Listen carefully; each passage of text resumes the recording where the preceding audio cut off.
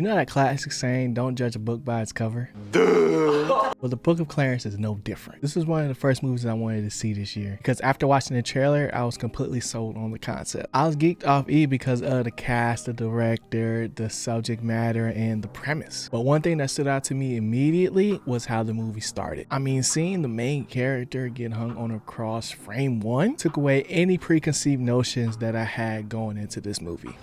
You just blew my mind.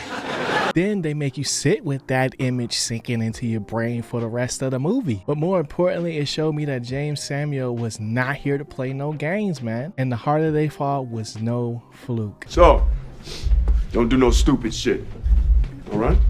But if you're anything like me, you're just left wondering, who the heck is Clarence? Like, really? It's only my third day out here, I don't know. Well, Clarence, or the 13th apostle, or the new Messiah, whatever you want to call him, is skeptical in nature. Well, let's just say the knowledge of the words are too high for me right now, so I'm gonna just say no. See, but that's not even true. But deep down inside has a desire to be, you know, a somebody, you know, like Jesus and the 12 disciples. I want to be like that in 10 years. I want to be like that now. But unfortunately, he was dealt with a bad hand. He was left being the head of the household while his twin brother, Thomas, went and followed Jesus. But truth be told, at the end of the day, Clarence is really just somebody who wanted to be seen. Not for what he wasn't or what he could be, but for who he is. Or at least for people to pronounce his name with 2 syllables.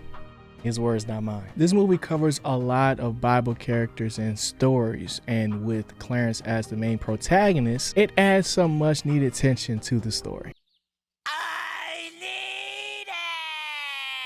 Because Clarence is someone who thinks that knowledge is more powerful than belief. He also thinks that all of Jesus' miracles are just tricks. I'll give them heroics. I'll give them the most spectacular heroics anyone's ever seen! But after a little bit of brainstorming of the herbal variety, he had an idea. Oh yeah, did I forget to mention?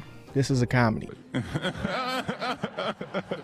But let's get back on track. In the middle of the session, Clarence had a brilliant idea that with some help, he could recreate some of those same miracles. Open your eyes, Elijah.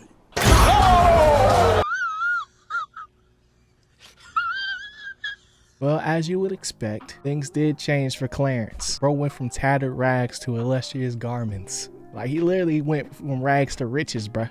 Money on my head, that mean money on my mind. Money on my great bandana, that mean the money on my mind. But it came at a heavy price. I won't get into specifics, but things definitely do take a turn for the worse. Tell them to bring me my money.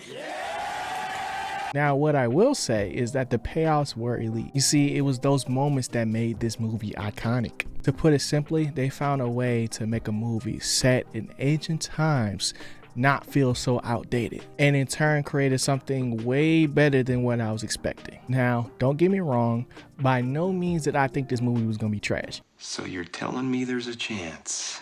But it was the approach that really set this movie apart.